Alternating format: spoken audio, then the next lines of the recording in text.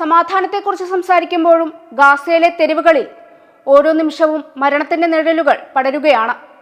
അവിടെ യുദ്ധം കേവലം ബോംബുകളോ വെടിയുണ്ടകളോ മാത്രമല്ല, അത് വിശപ്പാണ്, തണുപ്പാണ്, മാഞ്ഞുപോകുന്ന സ്വപ്നങ്ങളാണ്. എന്നാൽ ഈ തകർച്ചകൾക്കിടയിലും തളരാതെ നിൽക്കുന്ന ഒരു വിഭാഗമുണ്ട്, ഗാസയിലെ സ്ത്രീകൾ. മറ്റുള്ളവർക്ക് അതിജീവിക്കാൻ വേണ്ടി സ്വന്തം ജീവിതം മായ്ച്ചു കളയുന്നവർ. ദുരന്തങ്ങളുടെ ആഴക്കടലിലും സ്നേഹം കൊണ്ട് കുടുംബങ്ങളെ കോർത്തു പിടിക്കുന്ന ഈ അമ്മമാരുടെയും പെൺകുട്ടികളുടെയും ജീവിതം ഒരു കത്തുന്ന നോവായി ലോകത്തിന് മുന്നിലുണ്ട്. അതേസമയം ഗാസയിൽ നിന്ന് വെടിയുണ്ടകളേക്കാൾ സ്ത്രീകളെ ഭയപ്പെടുത്തുന്നത് മറ്റൊന്നാണ്. അത് അന്തസ്സോടെ ജീവിക്കാനുള്ള സാഹചര്യങ്ങളുടെ പൂർണ്ണമായ തകർച്ചയാണ്. യുദ്ധം തകർത്തെറിഞ്ഞ കെട്ടിടങ്ങൾക്കിടയിൽ കേവലം ബോംബുകളെ മാത്രമല്ല അവർക്ക് നേരിടേണ്ടി വരുന്നത്. ആയിരക്കണക്കിന് ആളുകൾ തിങ്ങിപ്പാർക്കുന്ന അഭയകേന്ദ്രങ്ങളിൽ ഒരു ശുചിമുറി പോലുമില്ലാതെ കഴിഞ്ഞുകൂടേണ്ടി വരുന്ന സ്ത്രീകളുടെ ദുരവസ്ഥ വിവരിക്കാൻ കഴിയാത്തതാണ്.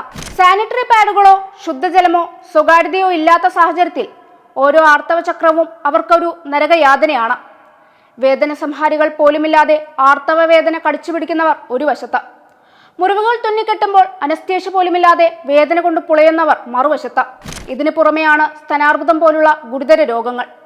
വിഷപ്പുകയും പൊടിയും ശ്വസിച്ച് രോഗികളായി മാറിയവർ. ചികിത്സയോ മരുന്നോ ഇല്ലാതെ മരണത്തെ അവർ മുഖാമുഖം കണ്ട് കഴിയുകയാണ്. മക്കളുടെ അതിജീവനത്തിനായി സ്വന്തം വിശപ്പടക്കി തണുത്തുറഞ്ഞ രാത്രികളിൽ കുഞ്ഞുങ്ങൾക്ക് പുതപ്പായി മാറുന്ന ഈ അമ്മമാർ സ്നേഹത്തിന്റെ പുതിയൊരു ചരിത്രം എഴുതുകയാണ്. ഇവിടെ സ്നേഹമെന്നത് വെറുമൊരു വികാരമല്ല, മറിച്ച് അടിച്ചമർത്തലിനെതിരായ ഏറ്റവും വലിയ പ്രതിരോധമാണ്. എങ്കിലും ഈ ദുരന്തപർവം എന്നേക്കുമായി നിലനിൽക്കില്ല. വരാനിരിക്കുന്ന പുതിയ വർഷം ഗാസയിലെ മുറിപ്പാടുകൾക്ക് മരുന്നാകുമെന്ന് നമുക്ക് പ്രത്യാശിക്കാം.